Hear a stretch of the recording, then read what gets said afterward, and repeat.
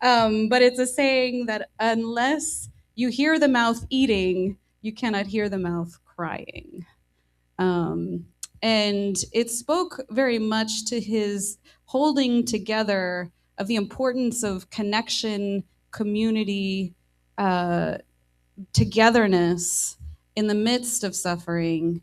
That if we don't share joys, if we don't share our humanity, then we cannot truly share our suffering either. And I think that that really encapsulates who Father Katongole has been. In his many works, he doesn't shy away from the reality of suffering, nor does his theology shy away from from the kinds of suffering that have characterized the African continent.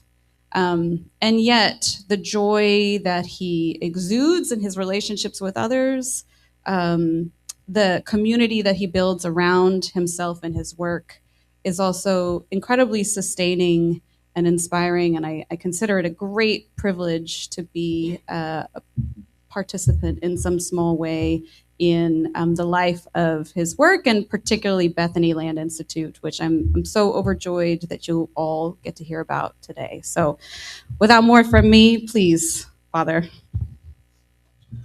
Thank you very much, Nicolette, for your welcome, for your invitation for me to be here, for your kind introduction, for the friendship that we have shared over these years. You do remind me of the 2014 pilgrimage of pain and hope to Uganda. We did eat a lot together. Yeah, we did eat a lot together, and yeah, I remember. Well, that's for another another time. Maybe over dinner.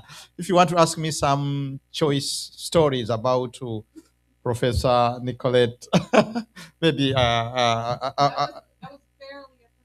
you were barely a professor, yeah. So I can say I knew her when she was not the associate dean. Yeah. So thank you very much, my colleague, Dean Park, for your invitation, for wonderful colleagues that have met for the first time.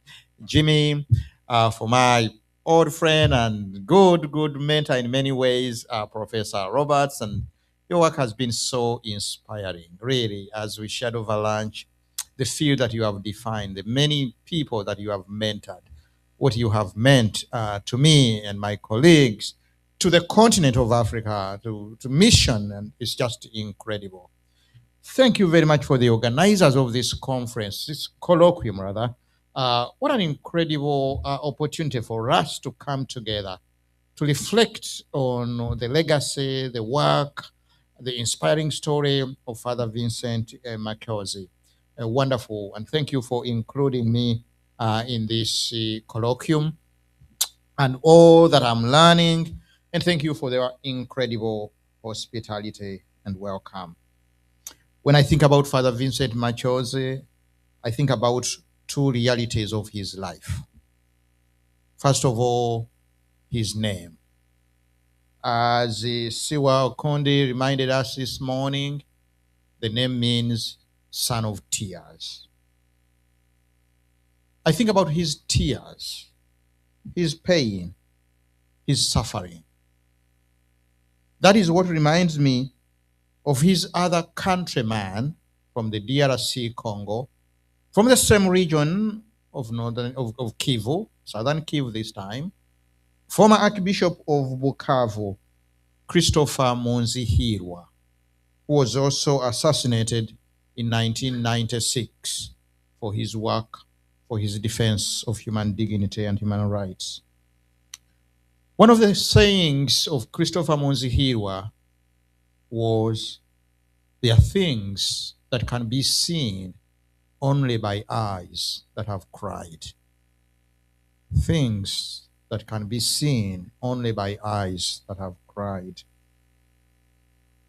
But Father Vincent Machozi knew exactly what he needed to do, the clarity of his vision that eventually called him back to be on the ground in Congo, speaks of a certain kind of conviction and knowledge that could only arise from tears, from eyes that have cried.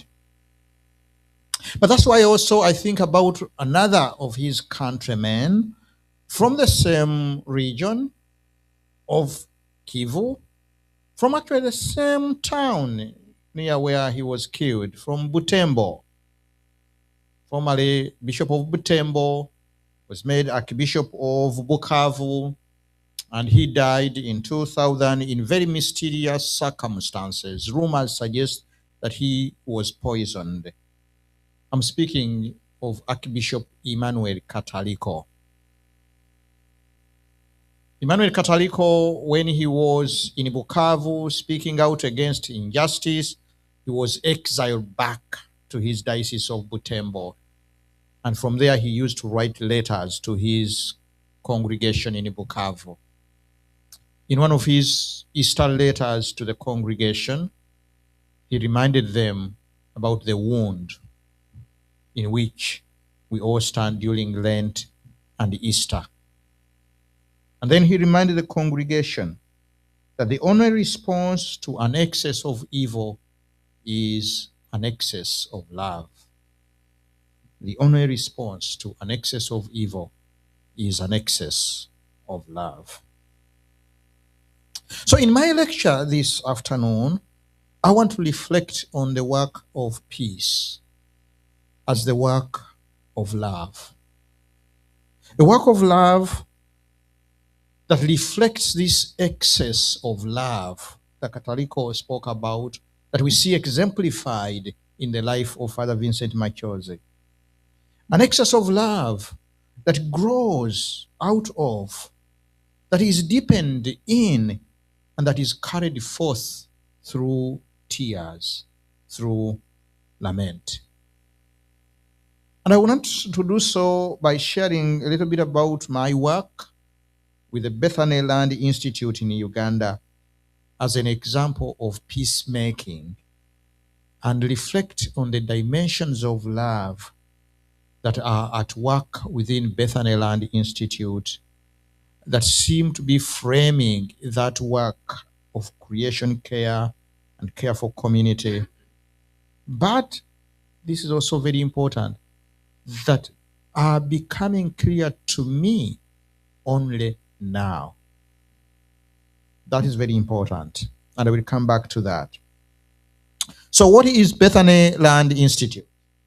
Let me begin by just sharing a little about Bethany Land Institute. Professor Weber talked about it. So this is a vision.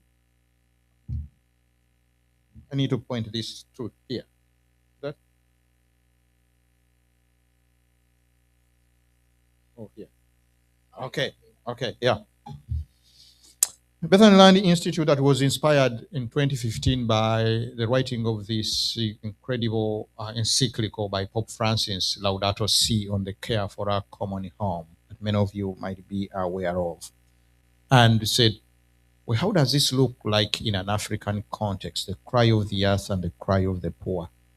So Bethany Land Institute works with the young people in the rural communities, training them, forming them into this vision, mission, practice, and spirituality of the framing theme of integral ecology for rural transformation. But how did we get started within this? The year for me is 2012, actually, as I went back to visit my mother. She was still living there, my native Uganda, and seeing the deforestation that was underway, is still underway. So that top picture is actually taken from near the home where I grew up, surrounded in the 60s by natural, beautiful native forest. Now it has all been cut down because of charcoal. There was a beautiful stream, now has turned into a marsh with a lot of excavation of sand. The beauty that I knew growing up is all gone. And with it, the effects in the community in terms of the soil health, food security. So every time I would go back, I would actually struggle and argue with the people cutting down the trees that, please, you can't do that, and so forth. But every time I would go back, more of the trees would be gone. And we all know these scenes now, images from from Africa. I began to see what a wicked problem this is, that it connected to many other aspects of life in Africa, and how that actually was also connected to the mass migration of especially young people from the rural communities into the city, because the village in Africa is a code name for all that is backward, primitive, poor. We have been promised these ideologies of modernity, that the only way to get civilized, to become rich, to become somebody, is through the city. And that's where the employment is. But most of the young people coming to the city, first of all, they never really come into the very city, but around the city, where the slums are growing. This whole question of the Islamization of Africa, with projection now projected by the year 2050, more than 60% of Africa's population will be living in these kind of informal settlements called slums. They're growing, the life, the ecology. So if you want to think about the face of poverty, ecological degradation, you also think about the many slums. But what I see in this picture, actually, from the slums of many young people, is also a very existential question that is connected to the deep longings of their soul, spirit. Who am I? Do I even matter? What is life? This is a deep question mark, actually. So I began to see these kind of challenges that are connected in these patterns of one of the speakers described as the slow violence, using Rob Nixon's framework. To save my soul, because I was getting angry and angrier and angrier, I said, well, you know what, I need to channel this energy. So I decided I was going to buy 10 acres of land and plant a forest. That's how I started. And asked a friend, his father Cornelius, the black shirt, where he knew 10 acres that I could buy and plant a forest. I just couldn't. I was just getting angrier and angrier. And then he said, yes, he knew some land. But then he started talking about to me and said, well, you know, this whole education that we need, this whole framework of modernity kind of really telling us that we are poor and backward, and we need to change that. He's an educationalist teaching at Makerere, and wanted to establish a school in the rural communities to teach young people to value the simple lifestyle, connecting to the soil and the community. And so he said, well, let's come together. Maybe we can do a joint project. And then another friend of ours, Father Tony, he's so rest in peace now, came to us and said, what are you guys talking about? We talked to him and said, well, you're all dreamers.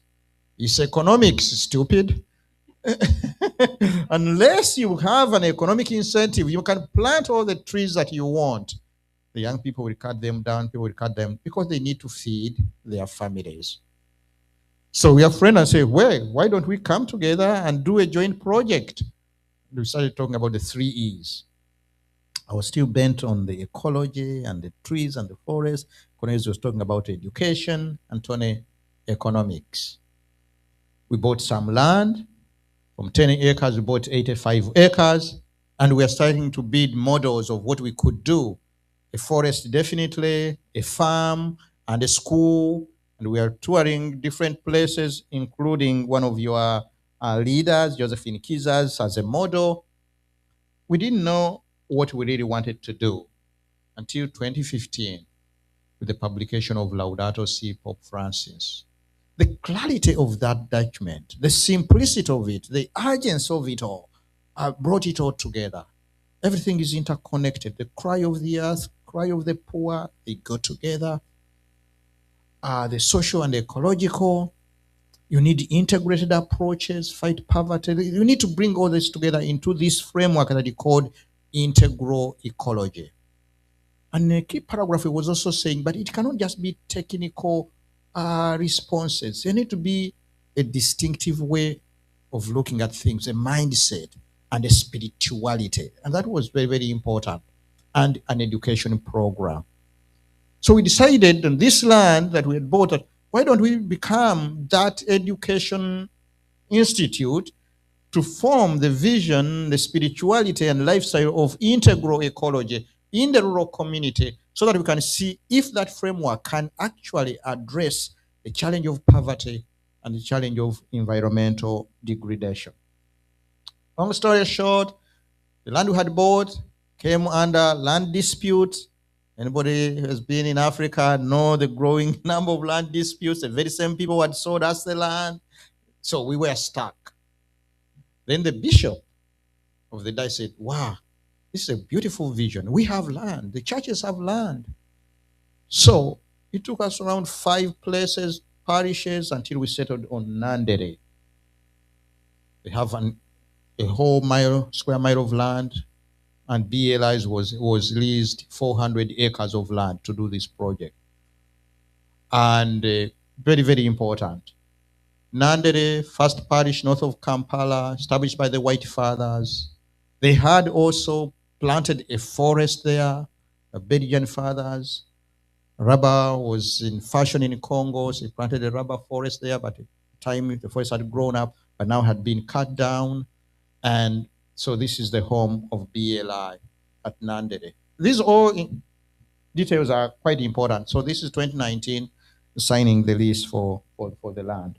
And then we started working on the BLI campus, on the BLI program. So this just kind of shows you the map and some of the programs that we are doing at Bethany Land Institute. 3 main programs. It's called Bethany Land Institute. We don't have time to get into the Bethany part of it, but it's an exciting part of it, why we called it Bethany, from New Testament, Beit Ane, home of the poor, the village that Jesus always frequented, near Jerusalem. Jesus never stayed in Jerusalem proper, but in the poor village, with the poor, Lazarus, Mary, Martha, Simon the leper, and all the others at home among the poor. So I thought, in a rural community, what better way really to kind of ensoil the gospel than name it Bethany, Beit Ane. So 3 programs named after the siblings at Bethany. The first one is the education program, Mary's School, where we are working with the young people, training them like Mary, who sits down and listens. This is the formation, the listening, the mindset change, the spiritual dimension, listening to oneself, but as equally important, listening to the ground, to the soil. So practicing regenerative agriculture. Students, when they come in, they're given plots of land. So they are learning and integrating all this mindset, heart, and hands through practices of regenerative agriculture. We call our students caretakers. We shall come back to that. But one distinctive element is the love, the soil, and the kind of really being grounded in the soil. This just gives a few of the statistics of the number of young people that have come to train. And then we started, then the bishop said he was going to send the seminarians also for a period of time. The seminarians didn't like it. They came kicking and screaming, we are seminarians, we are doing philosophy, we are master students. What are you doing sending us to study with these village people, uneducated? Come on. Where the bishop just insisted that if you want to remain in the seminary. So they came reluctantly. After 4 months, they didn't want to go. Something had happened with the ground, with touching the ground. And now they're actually spearheading the programs at the seminaries, and many of them now have become priests already in their parishes. So this is Mary's School, the first program. The second program we do is called Martha's Market. Martha, remember the story from Luke? Jesus goes to a village. A woman welcomes him to her house. Unheard of. A man welcomes a woman to his house. Luke is turning everything upside down. And every commentator says that is unheard of. So who is this woman who had her own house and knows how to manage her house?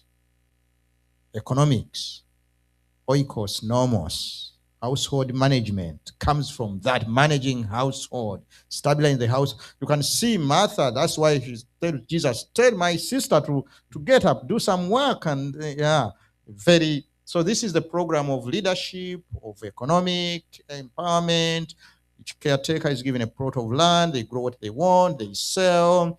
It is now a savings and credit organization where they keep their money, where they buy, they get loans for the savings and to get them started when they leave the institute as they go back home. And now there is also information, a multi-purpose cooperative, a farmers cooperative to work with the rural communities. So this is BLI land, and what Martha wants to do to turn that part of land, 100 acres, into a kind of a commercial site for really income for the organization. That's a vision, yeah.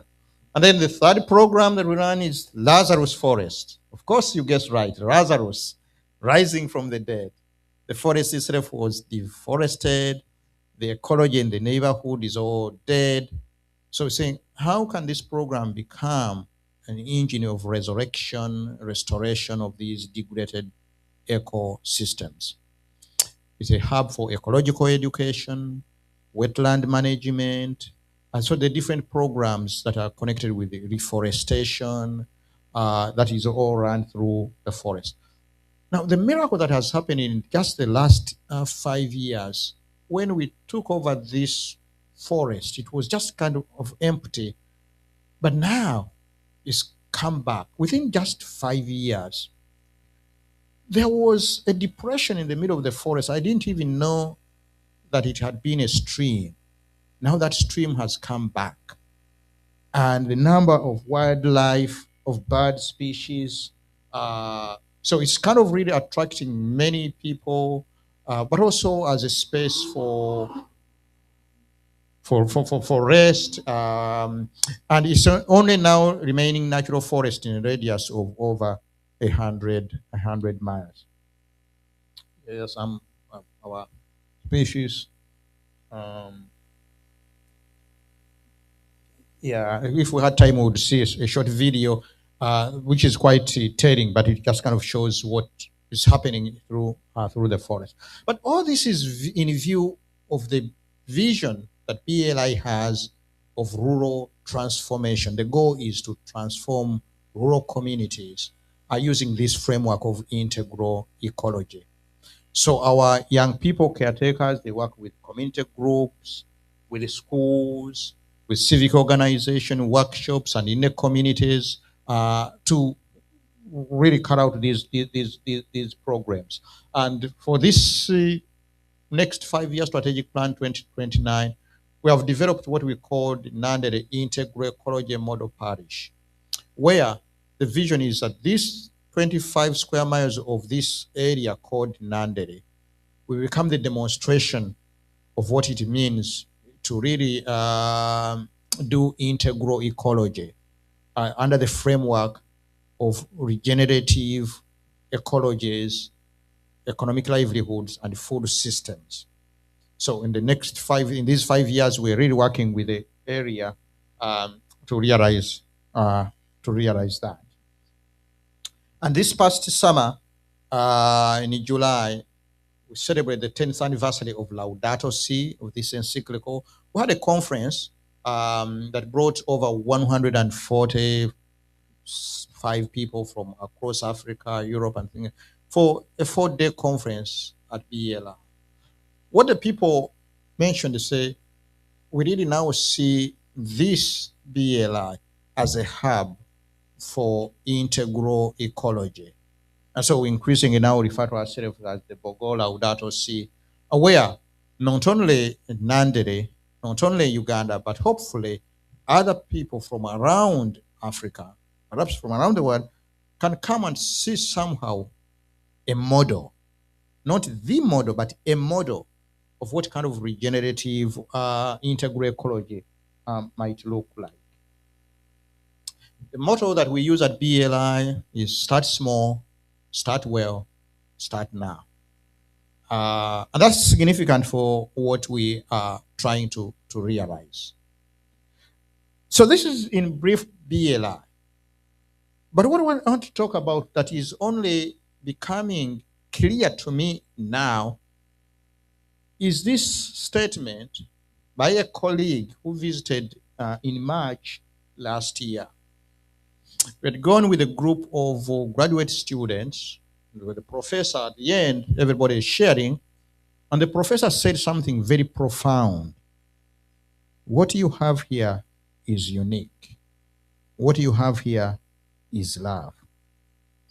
It's a professor that had worked with the World Bank and the FAO and other organizations, and he said, I've observed a number of organizations, and usually they talk about two resources, and the administrative, human resource, and financial resource.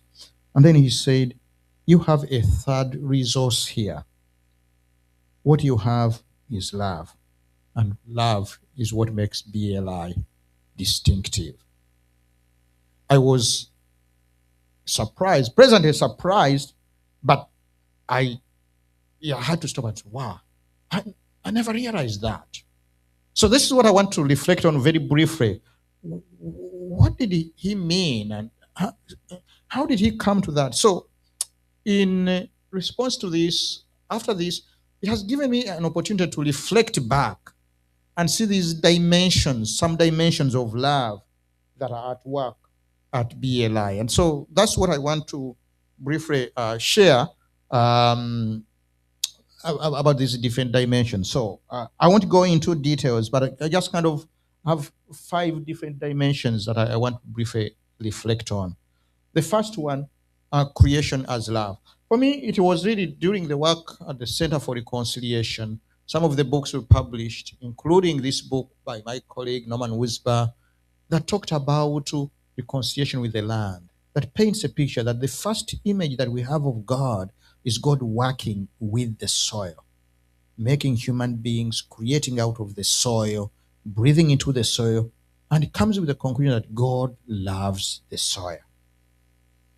This question of God loving the soil is reflected in Laudato Si, when Pope Francis reflects and said, the entire material universe speaks of God's love, his boundless affection for us. Soil, water, mountains, everything is, as it were, a caress of God.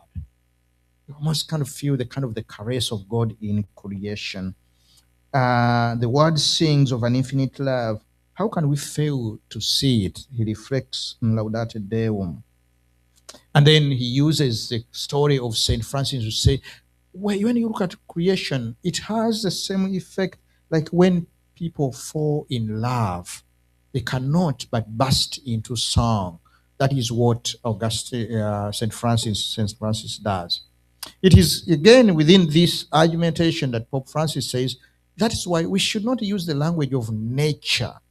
Nature just speaks about systems that are out there. What we are talking about is creation, which has a broader meaning than nature, for it has to do with God's loving plan for the earth, for the soil. So it is this question really of God's love for the soil that is at the basis of the work that we are doing. So that's the first kind of dimension of love that I see being reflected in the work we do. The second dimension that I see is the love of a place, the significance of place. For me, it started with Malube, the village where I was born. And the lament to see the beauty, the ecosystem that I knew growing up destroyed. The well, the spring where we used to draw water was all gone. So it started with that kind of loss of place, loss of beauty. The more I reflect on this, the more I reflect on the whole question of affection for a place. It must be this love that drove Father Machozi to go back to a place. That's kind of affection. Wendell Berry, the environmental, agricultural activist in Kentucky, talks about affection when he says you cannot only properly care for what you truly know and love. It's affection, he says, that creates responsibility, and responsibility sustains community and land. And then he adds, without this informed, practical, and practiced affection, we will destroy the universe. Without this practical, informed, practical, and practiced affection, we destroy the planet. And for Wendell Berry, this is connected with a sense of place, something we have greatly lost in America. In his work of The Unsettling of America, he talks about the placelessness that we feel and we have come to glorify as mobility. But this is just kind of a lack of a sense of place. And his whole work is an invitation to learn to take care of a place and take place seriously. So he argues, if ecological good sense is to prevail, it can do so only through the work and the will of people and of local communities in a place. Norman Wisbar has a similar sense about reconciliation. Rather than simply being the absence of violence, reconciliation takes us to a physical place, to a plot of land that puts down roots, produces food, provides stability and hospitality, fosters healthy relationships, and inspires joy. Shalom presupposes people living securely in a place in the land. There's something about a sense of place. I was going through some of the interviews, of course, that I have made with the caretakers, and I realized that actually many of our caretakers have come through this program to appreciate the sense of place. A story, one of the caretakers, Alice, 20-year-old girl, she didn't want to come to BLI. She was forced by the mother. She stayed for 1 week. She wanted to go back. Through the negotiation, the director and the mother was asked to stay for another week, and then turned into a month. And now she's graduated after the 2-year residential program. So I asked her, why did you stay? And she said something to the effect, well, they gave me a plot of land, and we started cultivating, and I grew vegetables, and I was able to sell them and send even some money to my mother. And then she said, then I realized, perhaps I can save the world from here, from a place. Alice, 20-year-old girl in Africa, saving the world. That's the language of people from Boston University and Harvard. but the sense of place. Now she's back in her village, speaking to the school across the road from her mother's house. Every other Sunday, speaking to her Presbyterian church. She said, I never knew that I could even speak in public. But all she's doing to encourage them to take care of place. She picks up plastic and garbage. She said that when her classmates saw her the first time, they passed on the other side because she said, Alice has lost it. But gradually, one by one, they came, and now the children are coming to see her vegetables, and she has a store now at the school. But this is a sense of love of a place.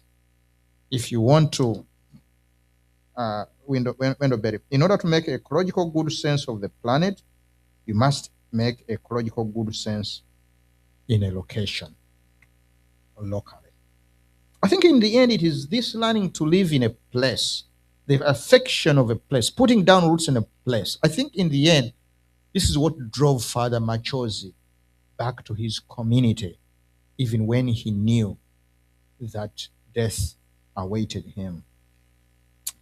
The third geography of love, ecology of love that I want to talk about is the whole question of vocation of love, the caretaker.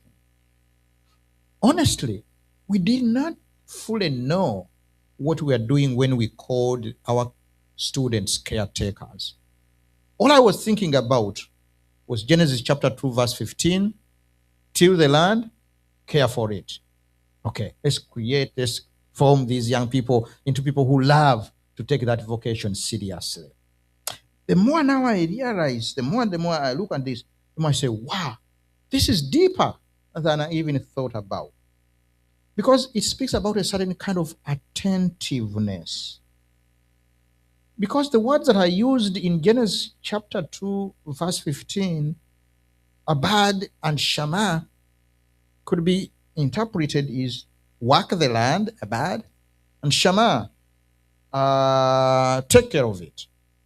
But as Ellen Davis, our colleague from the interprets it, the same words actually could mean, instead of work the, the land, it could also mean work for the land. The same one that Shama, that observe that take care of the land, could also mean that observe the land. So for us, this is kind of inviting us into this attentiveness of working for the land, for the well-being of the land, and also observing. And so the kind of regenerative practice of farming that does not do violence to the earth, but kind of really mimics nature, land, which Father Godfrey Nzamujo calls the dance of nature. Do not fight nature, participate, collaborate, and cooperate with nature. So it is this kind of commitment really to healing both the soil and the community and the soul that Wangari Maathai, somebody was speaking about Wangari Maathai, talks about when he says, when we degrade the earth, we degrade ourselves. When we care for the earth, we care for our. When we heal the earth, we heal ourselves. So you can see within this kind of vocation really of caretaking, as Pope Francis reflects, that we become the priests of creation. That we become, in a way, part of that work of restoring, of calling back all creation back to the Creator. And so all our farming, what we do, we don't use the word agribusiness. Agribusiness is so much connected with this kind of exploitative, extractive attitude to the land. We use the term husbandry. Like, you remember, we used to call animal husbandry and crop husbandry. Now we just turned into agribusiness.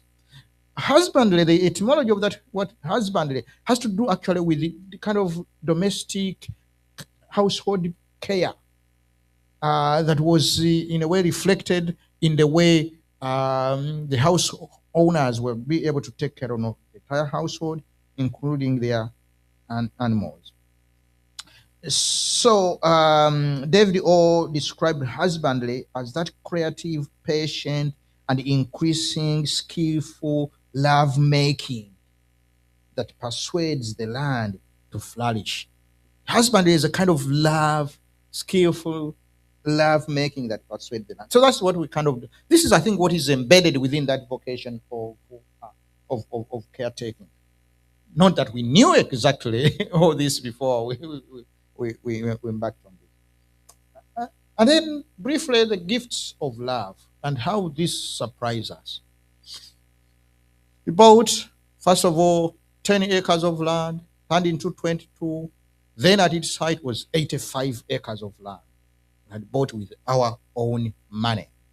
And we had the title, property, ours, land conflicts. And see, all of a sudden, through the land conflicts, what a gift emerged. We thought 85 was a big deal. Now we have 400 acres of land. There was a certain kind of excessive. So for me, this actually has become a lens through which I see all this work. And to say that it's always going to be more. Maybe this is what Professor was talking about this afternoon, that excess. There's always a more. And I have come to see it over and over again, not only from the gift of land, from the people that have come, from the gifts that we have been able to, the funds to raise to do this kind of work.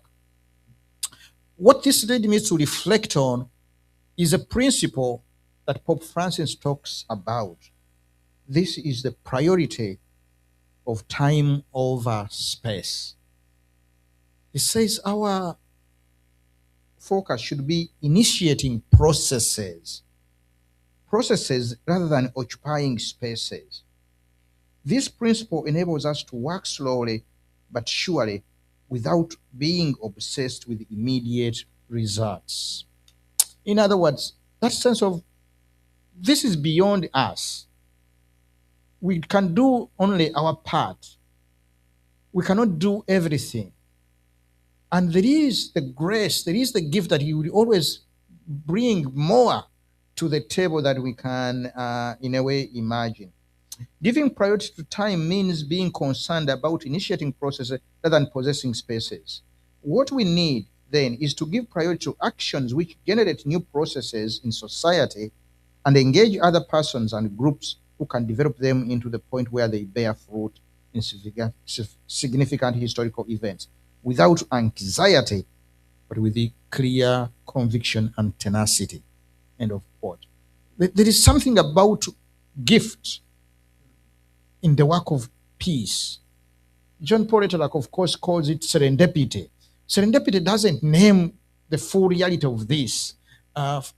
It calls for a theological register of grace, of gratuity, of hope.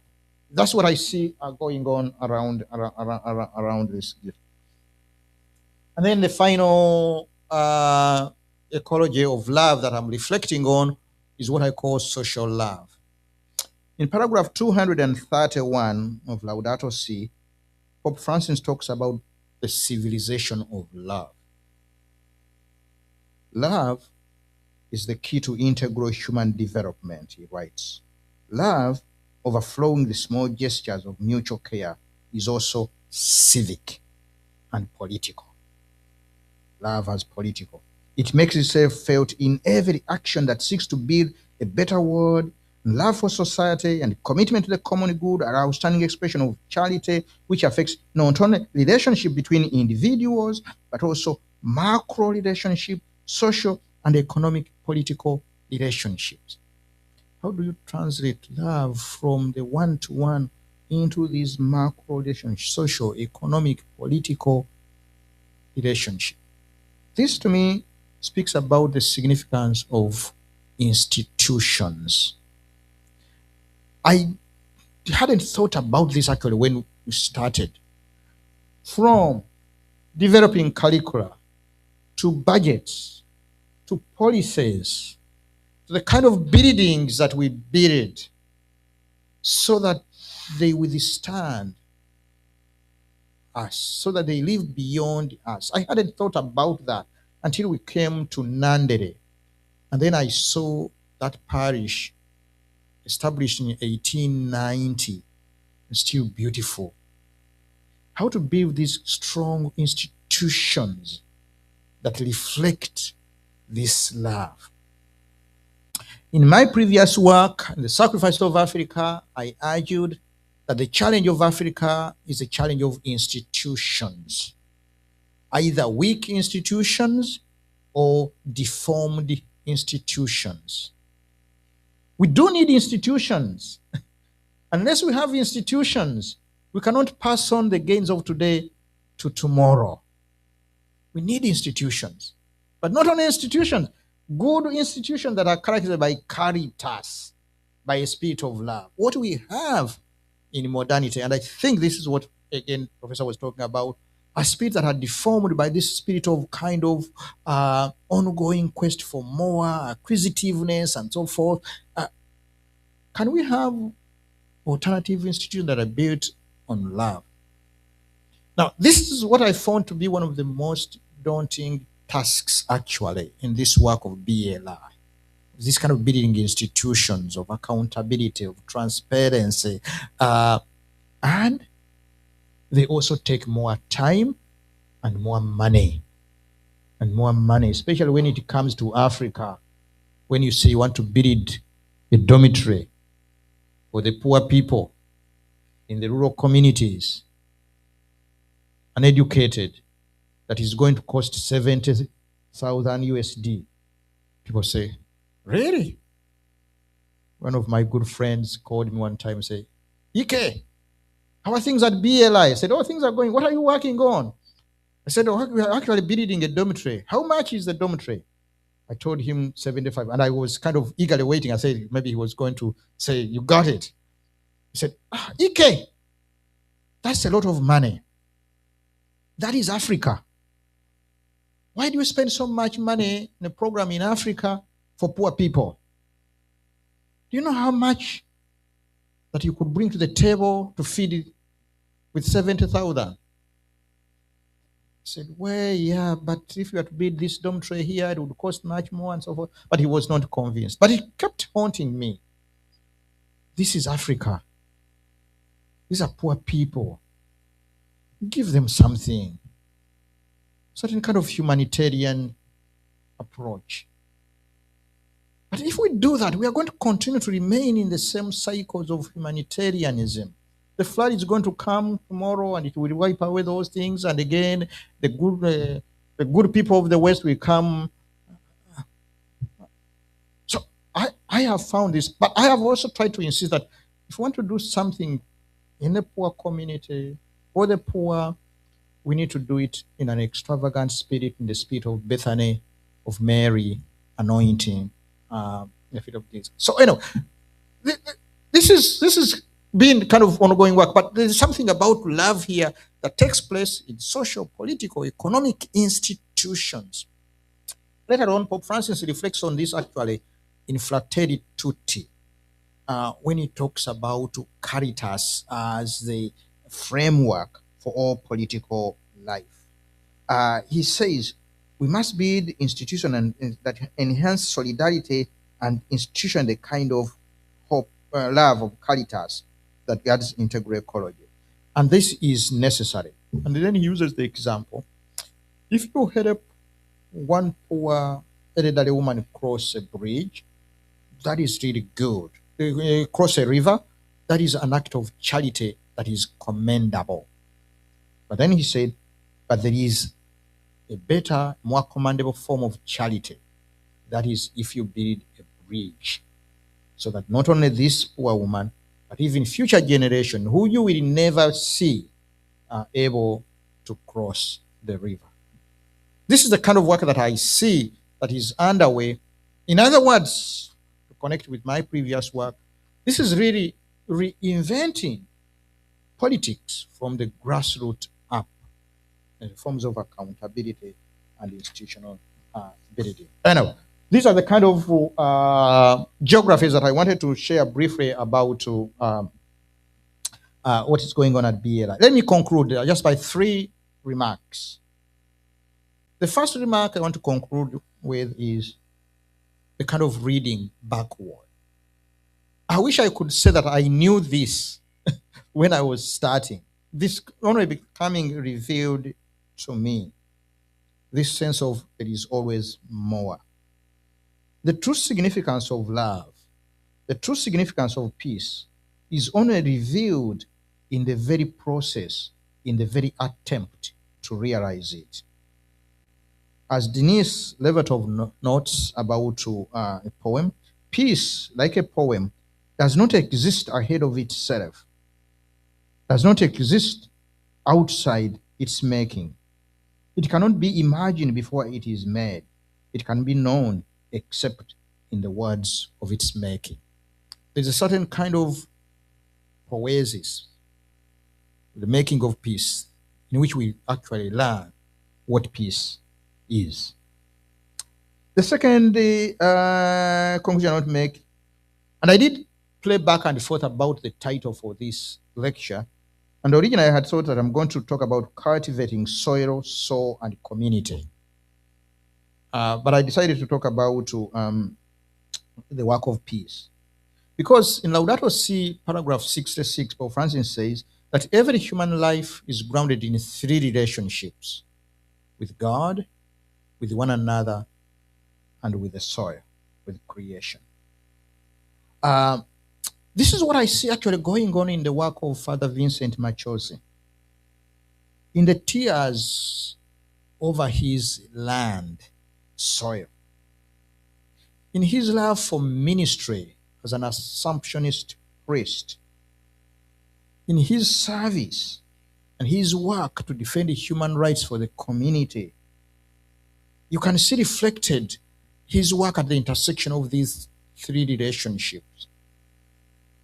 You can see the intersection of soil, of soul, and community. And I really so much appreciated Dr. Karanja's paper this morning that was pointing to this intersection between soil and spirituality.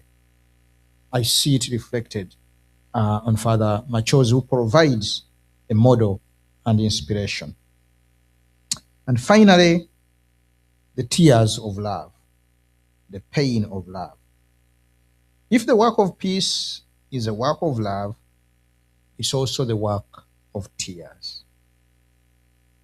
If, as Rob Nixon reminds us, that what we are looking at are slow forms of violence, healing these forms of violence involves slow practices of repairing. Very, very grateful for our professor who reminded us about this. Kataliko.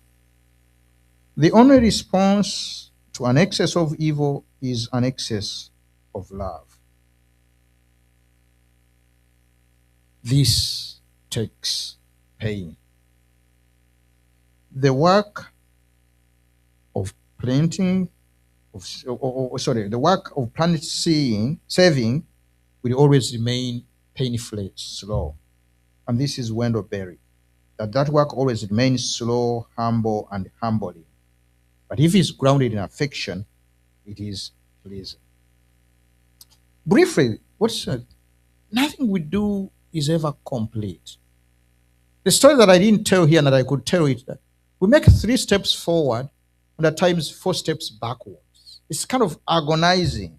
It's slow, painstaking, involving sacrifice, involving blood, like we see in the life of Wangari Maathai, in the life of Father Vincent Machozi.